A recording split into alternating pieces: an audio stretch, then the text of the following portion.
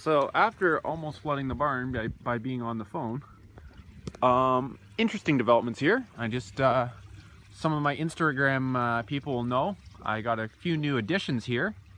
And this is a perfect time to talk and plug my Instagram. So if you guys want to see what's going on day to day and see exactly what's going on ahead of the YouTube videos, make sure you join me on Instagram. Same name minus the 416.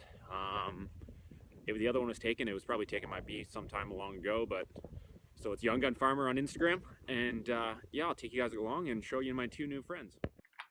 Well, guys, as you can see here, I'm just getting you a little closer to the barn. I wanted to keep these guys separate, but the problem is one snuck out within 15 minutes of me unloading them.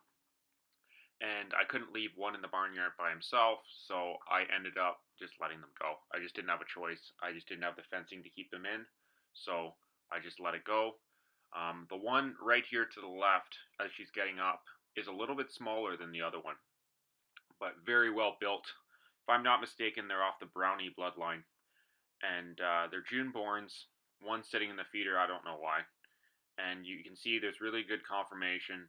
It has all 4 brown feet and the white stripe up the back, which you need, and all brown face for if you would ever want to register them. But I don't have any intention of that. I just think they're really well-built cattle. You can see in the rump or the back end how stout they are. Keep in mind, too, they were fed a bit of corn, so that helps with that. But it is 2 good-looking cattle. There's the bull there, right there, and I lost the audio on this, so I had to re-record it. So I can just watch them moving. You can just see how solid they are through the whole body line.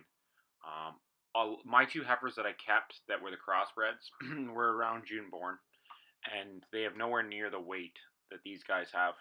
And I did what I could from the genetics that I had and kept building the genetics on this farm.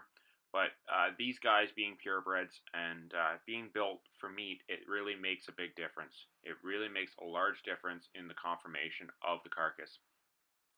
So it's not a bad thing. It's just the way it is, unfortunately. And you spend a little extra money and you're getting a little bit more quality when it comes to the carcass and how much meat you're getting on per pound, which increases your slaughter percentage, which increases your profit margin.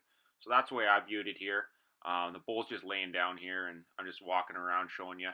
I have the other heifer coming up here, just to have an idea in the difference.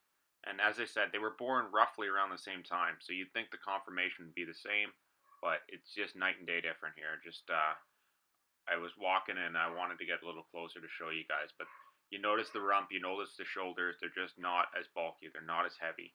Across the top, they're shorter lengthwise too. So I like these heifers, and they're not bad. As I said, I just want to show the difference, because for a long time I didn't understand why people would spend money on purebreds or why they would invest in purebreds that way. P.S. Sorry about the dog. George is in jail, so he's a little mad.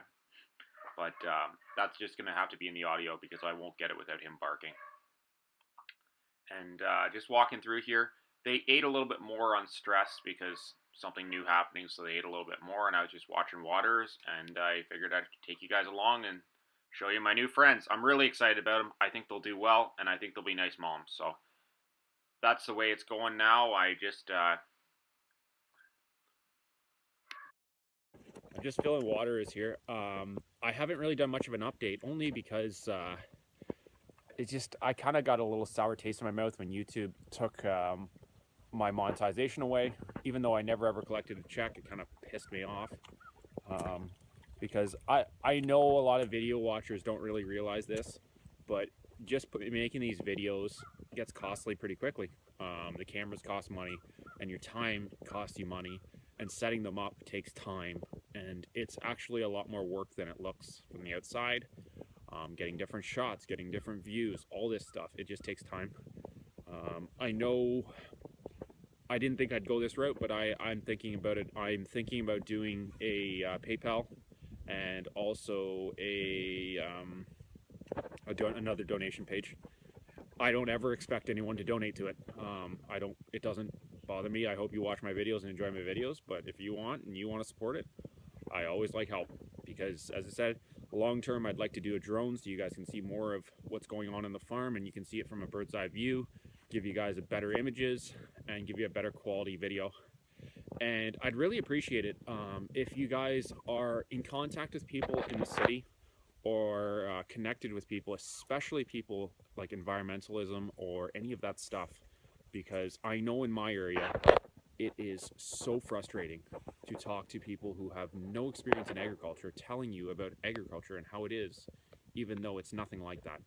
And I really want to use this platform to showcase what a farm really looks like. My view of a farm, what our farm does and what we're about. Not everyone does it this way, but this is how we do it. And I want people in the city to see this because there is so much negative press about farming lately. And it's just unfair and unjust, and I want them to see this. So on that note, guys, I'm going to try and keep making more videos. Thanks for watching. Take care. Keep farming. Keep having fun. Comment, rate, and subscribe as always. Always share it as much as you can.